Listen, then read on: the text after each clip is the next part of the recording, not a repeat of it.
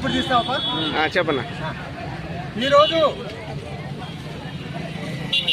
వాల్మీకి మహర్షి జయంతి సందర్భంగా రాష్ట్రంలోనే కాదు భారతదేశంలోనే ఈరోజు వాల్మీకి సోదరమణులు మరియు ప్రజలు అందరూ కూడా ఈ యొక్క జయంతిని పర్వదినంగా జరుపుకుంటున్నారు.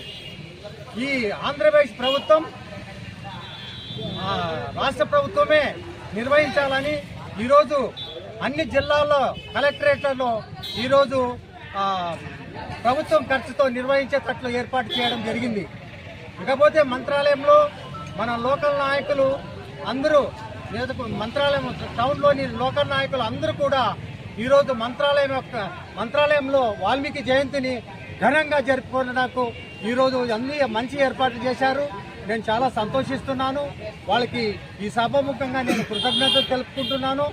మరియు ముఖ్యంగా ఈరోజు వాల్మీకి జయంతి మంత్రాలయంలో ఘనంగా జరుపుకున్నాము. ఈరోజు మంత్రాలయం నియోజకవర్గంలో వాల్మీకి జయంతి వేడుకలు ఘనంగా జరుపుకున్నాము. ఇకపోతే మాకు అసలైన పండుగ ఎప్పుడు అంటే వాల్మీకులను ఎస్టీలో చేర్చేటప్పుడే మాకు అసలైన పండుగ. అంతవరకు ఈ కంటి తుడుపు చర్యగా ఇది చేస్తున్నారు తప్ప అన్ని ప్రభుత్వాలు. దాదాపు నేను 40 సంవత్సరాల నుంచి పోరాటం చేస్తున్నాను. అప్పటి నుంచి ఇప్పటి వరకు కూడా ఒకసారి అసెంబ్లీ నుంచి కేంద్రం పంపించడం జరిగింది. మరి కేంద్రంలో బిల్లు పెండింగ్లో పెట్టి మరి వాపసు పంపించడం జరిగింది.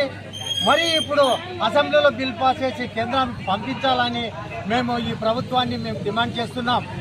తప్పకుండా వాల్మీకులను ఎస్సీలుగా గుర్తించేంత వరకు మా వాల్మీకులు ఎవరు కూడా నిద్రపోము. ఈ ఉద్యమాలకు శ్రీకారం ఇప్పటి నుంచే చుట్టాము.